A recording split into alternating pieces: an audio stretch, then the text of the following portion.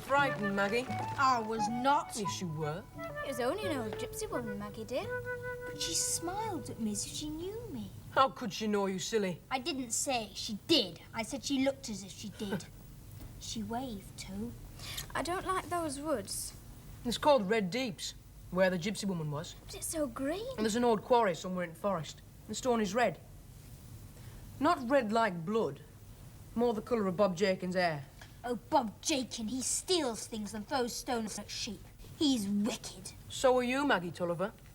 You let me rabbits die. Oh, Maggie, you didn't. Yes, you did. I didn't mean to. I just forgot about him. Lucy wouldn't forget, would you? I wish Lucy was my sister, not you. Oh, Tom, dear, don't be so unkind to Maggie. She looks so ugly with all her hair chopped off. And that stupid bonnet. Don't laugh at me, Tom. You're cruel and wicked. Miss Spitfire. Listen to her. Hush. I think I hear Aunt Pullet coming.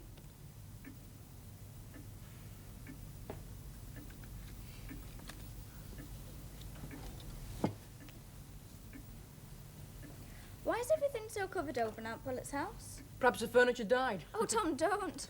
It's so gloomy in here. Aunt Pullet don't like dust on anything. Sometimes put sheets on the carpets too.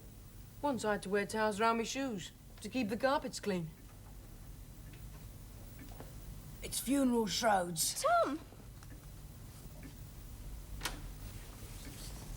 I declare, Sophie, you must measure a yard and a half across in those sleeves.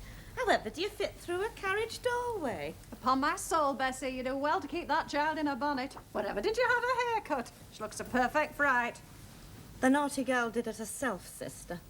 Herself? I never heard of such scandalous behaviour. I trust she was severely punished. The hairdresser at St. Og's was quite disgusted. Your pagodas are always so beautiful, Tom. I can't seem to make any of my cards stand up together. I'll show you, Lucy. Oh, no, you shan't, Miss Clumsy. Come on. You're just a nincompoop with cards. I'm not. Look. There. What do you think of it, sister? Well, it's very black, sister. Don't be obtuse, Bessie. You know very well that I'm in mourning for Mrs. Sullivan next door. Oh, yes, of course. Well, it's really very nice. Very expensive, I'd say. I've sometimes thought that there's a loop too much ribbon this side. If you meddle with it, Sophie, you might repent. That's true. How much were you charged? Pullet paid for it. He said I was to have the best bonnet in Garum Church. This dress is new as well. Very nice.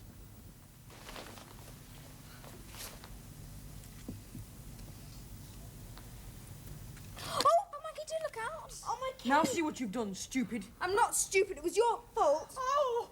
I'm sorry, Aunt Pullet. It was an accident. No, it weren't. You did it on purpose. You're too rough, miss. Just look at my carpet all over cream. Why can't you sit still, Maggie? I don't like this frock. It's too tight and it smells nasty. Little girls who answer back mustn't have cowslip wine. She looks like an old Judy. Tom, that certainly is a remarkable bonnet, Bessie.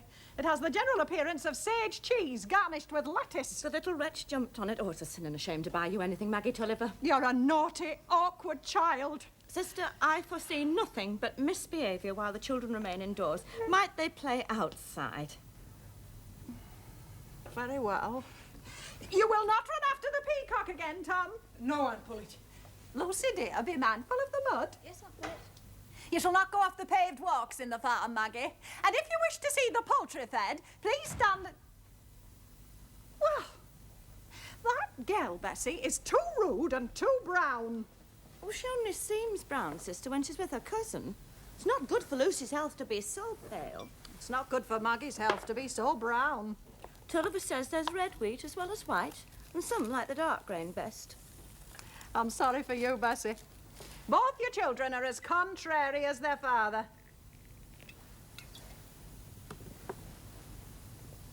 Sophie, dear, it does so weigh on my mind. I must tell you what happened between Tulliver and Jane on Thursday. Trouble, no doubt. They had a quarrel. Oh, Jane's temper is beyond anything. Yes, I'll spare you every detail of what passed between them, sister. You'll spare me nothing, sister. Tell me precisely what was said.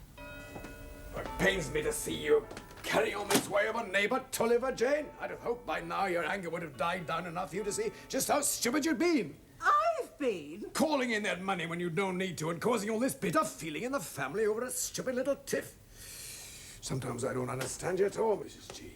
You never spoke a truer word, Mr. Clegg. There's not one member of your family understands anybody but himself. And very boring that must be, there being so little to understand. You'd best leave finding fault with my kin till you've left off quarrelling with your own. I've never quarrelled with my kin. Never quarrel what do you call Thursday, pray? Leaving your sister's house and sit a tantrum? I've no quarrel with Bessie. It was Mr. Tulliver drove me out of the house, and he's none of my blood. Woman with everything provided for her, as much money as she asks for, and a gig newly stuffed and lined at no end of expense, going on this way of her poor relations. Mercy, Jane, you're biting and snapping at the Tullivers like a mad dog. I'm not asking you to fall down on your knees to Tulliver. Just behave civil to him, that's all. Don't bear malice. You'll please to order what you like for dinner, Mr. Clegg. I shall have gruel. Upstairs. Oh, dear, dear, dear. Jane will be the first of our family in the madhouse. You mark my words. Yes. Goodness gracious. I'm 5 minutes late. A pink pill. I should have had it 5 minutes ago. You made me forget with your talking. I declare, Sophie, there can't be another patient such as you in the parish. I've no call to be ashamed. What a doctor's for if not to be called in. It's flying in the face of Providence for people to meddle with their own insides. I doubt if there's anyone but Dr. Turnbull has your experience in medical matters. And the expense of it, Bessie. With drafts at 18 pence apiece. Just look at them all. The strong stuff in small bottles, weak stuff in large bottles. And Pullet keeps them all. The bottles. He keeps every one. They fill 2 shelves in the storeroom already. Whatever for? Well, he says it's only right that folks should see them after I've gone. Oh, don't talk of going, Sophie, dear. Who else would I have to stand between me and Sister Clegg? Sister Dean's never on my side. Oh, Sister Dean was always contrary. She will have striped things in her house, and I only like spots. We've always hung together on that, Bessie. Stripes and spots. Eat in the mud. No, silly. Looking for things to eat. But how can they breathe with their noses in the mud? Oh, Tom, look at that one over there. Look, look.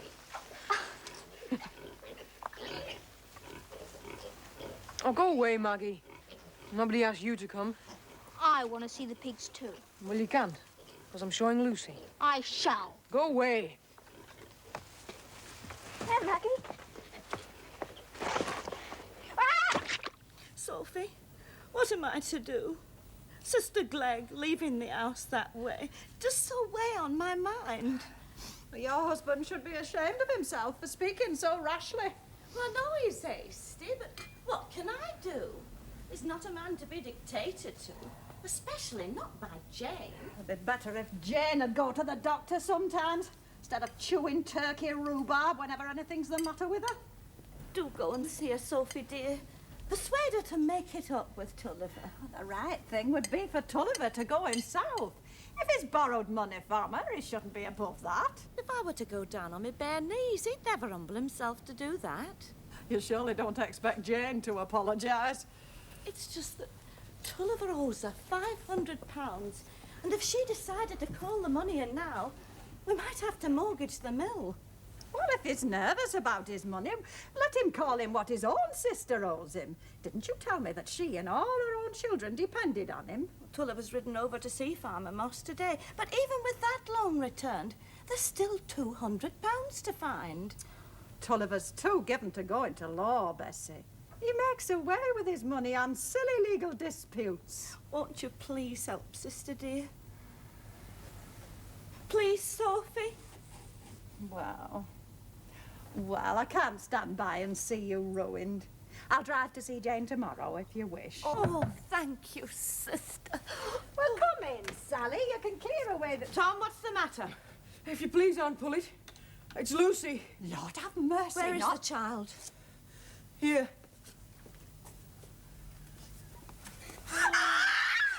Maggie pushed her, Mother.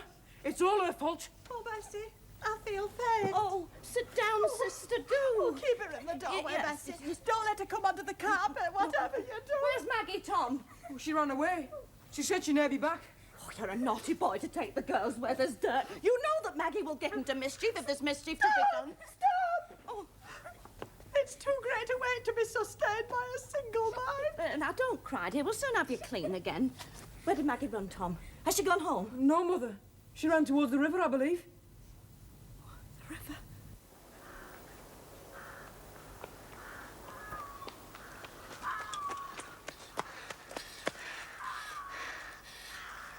See who's here? Your cousin Maggie's father. Lizzie, move your dolly. Sit down, brother, with some good ale. I'll not be staying, Gritty. Will your husband belong? Is this to do with money? Aye, to you. I see. Well, you've got enough girls, Gritty. 4 of them, bless their hearts, and each with a brother apiece. Well, I hope they grow up to fend for themselves and not go hanging on their brothers in later life. My boys will always be good to their sisters. As good as you've been to me. Always did what I could, Gritty. I wish you'd bring Maggie one day. All my little ones love to see her. I know she likes to come and play here. She's fonder of you than all her other aunts. No mistake. Who can blame her? She can mucky her shoes here and tear her frock without fear of a slap. Who'd notice mucky shoes in all this muddle? Maggie's like you used to be, Gritty. No, I was never so quick and clever as Maggie. She's sharp, brother, mark my words. A loving child, but sharp. Well, there's not many of praise for the little wench. Not in my mind, she's got more fire than the boy. It's about Tom I'm here to see. What a while you've been, Mr. Moss. Well, do you call it? I've run all the way. Sit down, Mr. Tulliver, sit No, down. I'll not sit. It's business talk I've come for. I'll leave you. No, you stay.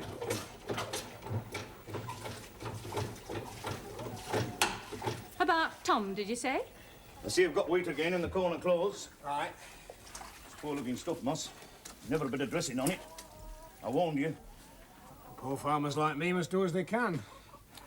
Farmers only get out of the ground what they put into it. Aye, farmers with money to play with do. Well, I'd say men who borrowed money without paying interest would have money to play with. Wouldn't you? So that's how it is. Aye. I must have the money, Moss. All of it? Aye. We'll be ruined, brother. And I should be ruined if I don't have it. So you must look about and see how best you can repay me 300.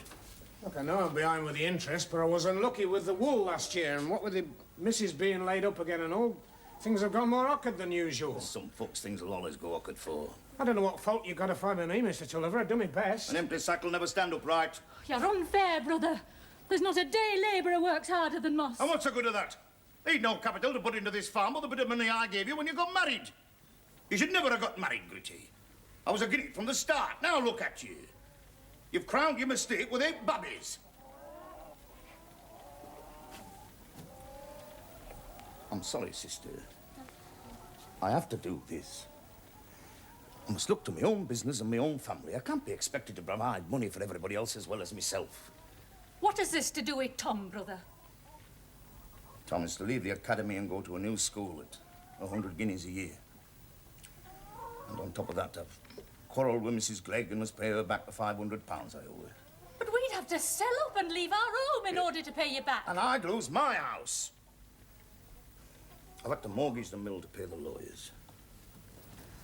I didn't know. No, not even Bessie knows. But if I don't have the money I lent Moss, I can't meet the half-yearly payment. We'll have to part with every head of stock we've got. We'll be ruined. Well, you must do the best you can, like the rest of us. I'm sorry. I hope your Tom will never be so hard on his sister. Good day, Gritty.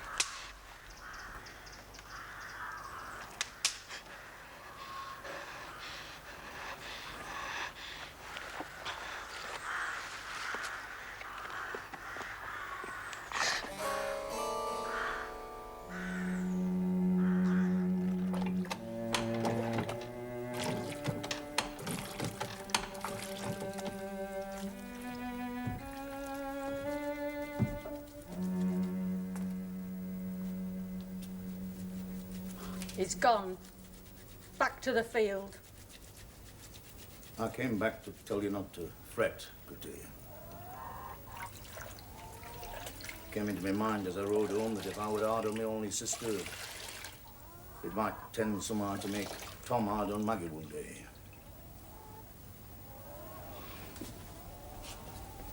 I'll not be around forever to take the little wench's part. So you're not to fret, Gritty. I'll get by without the money you owe me. Just tell Moss to be as clever and contriving as he can, and perhaps things will look brighter for you next year. The mill, brother. Your mortgage payments. Aye. That's a puzzle, isn't it? But it's my puzzle, not yours. You've your own folk and home to look to. You're a good, kind man. Well, always be a good brother, Gritty. Remember that. Here. Finish your washing, woman. You'll have no sun left to dry it by.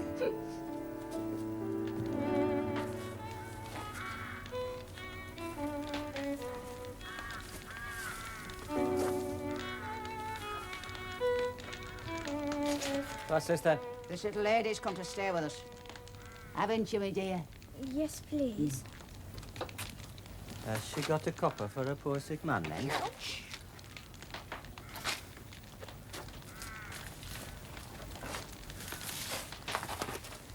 You can have it if you like. I'd rather wear a red handkerchief like a proper gypsy. Ah, well, you come and sit down over here, my pretty. That's it. Give us that. You'll get more for that.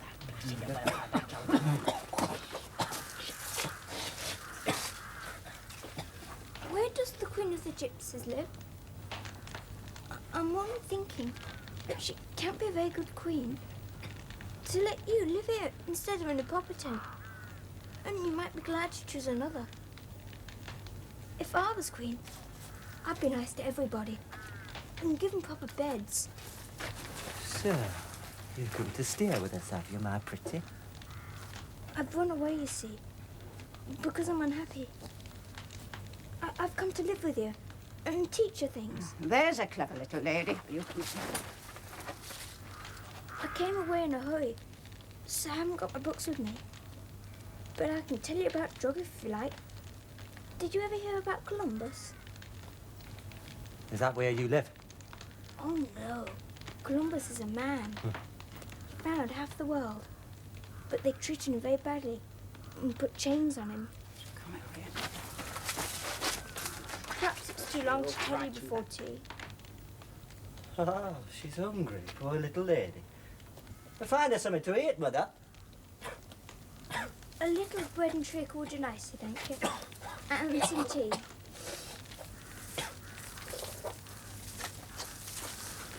And where's your own little lady?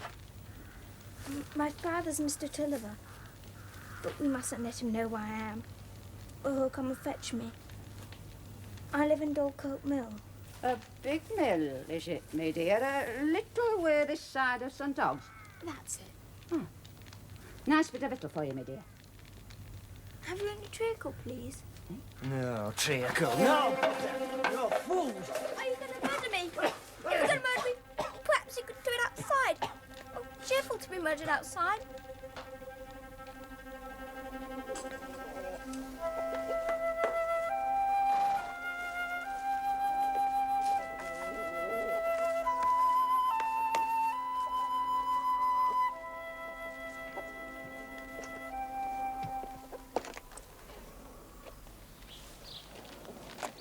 That's my father! Father! You be sure and say we've been good to you, mind, and brought you home all safe and sound. You're hurting me arm. You be sure and say that. Yes, yes, I promise. What's this, then? What's this? What's going on, Maggie? You're supposed to meet your Aunt Pullets. Where's your mother and Tom? The little miss lost herself in forest, I reckon. Is that so, Maggie? She was bringing me home, Father. And a good way it's been after being on tramp all day.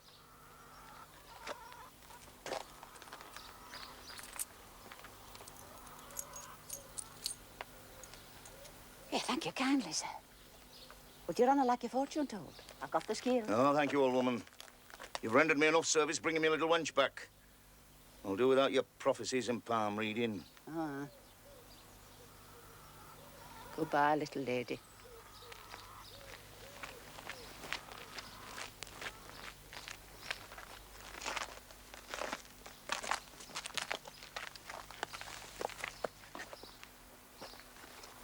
Now then, miss.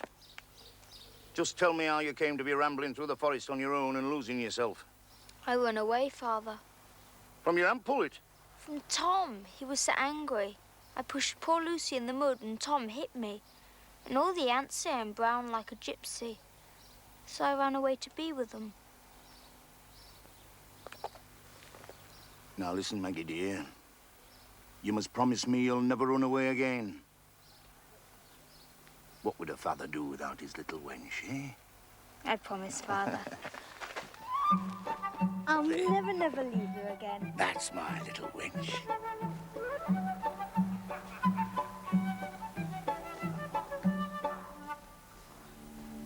Aye. It is well you don't know what's in store for the little miss. It'd rob you of your sleep.